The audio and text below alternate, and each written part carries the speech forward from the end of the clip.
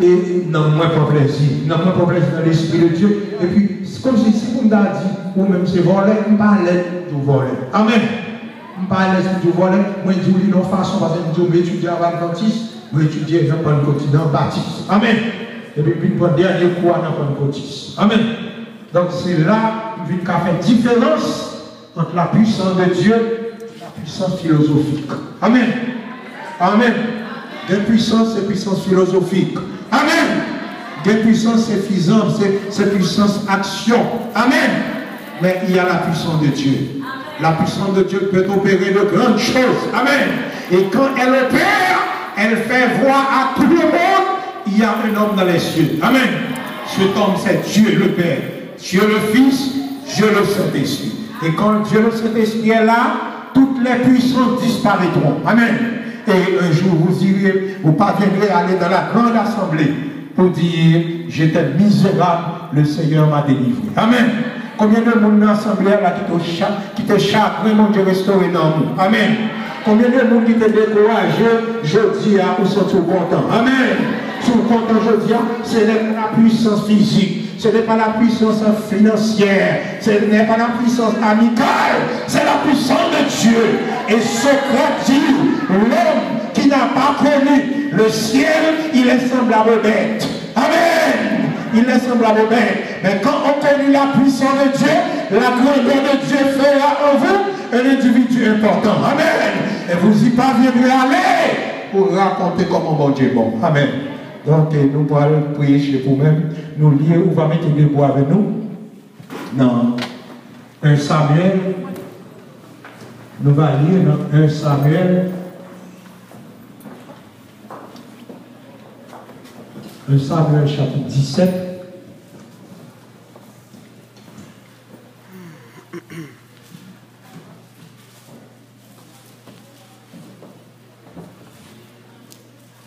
Samuel chapitre 17, verset 1er jusqu'au verset 8. Les Philistins réunirent leur armée pour faire la guerre. Ils se rassemblaient à Soko, qui appartient à Juda.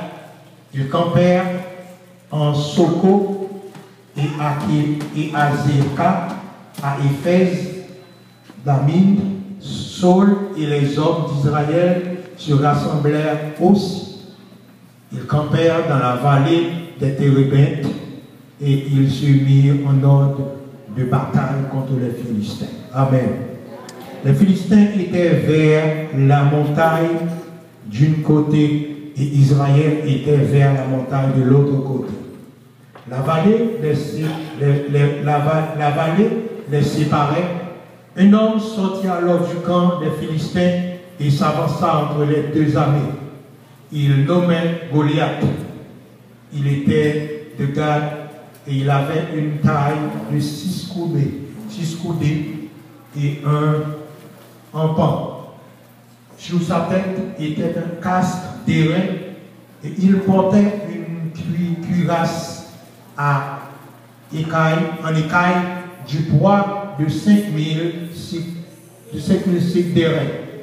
Il avait aux jambes une armure d'airain et un javelot d'airain entre les épaules. Le bois de sa lance était comme une scope de pinceau et la lance paraît 6. Bon, ok, nous finissons. Matin, nous camper sous le Philistin et les Israéliens. Amen. Nous sommes assis sur la puissance de Dieu et sur la puissance de l'homme. Amen.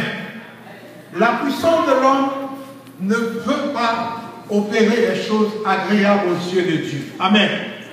Et Dieu se tient et il regarde la terre. Amen. Sujet que nous avons pour le matin, Dieu grand. Amen. Dieu grand. Maintenant, nous voulons traiter un sujet pour nous. C'est Dieu dans le ciel là. Amen. Moi, j'ai un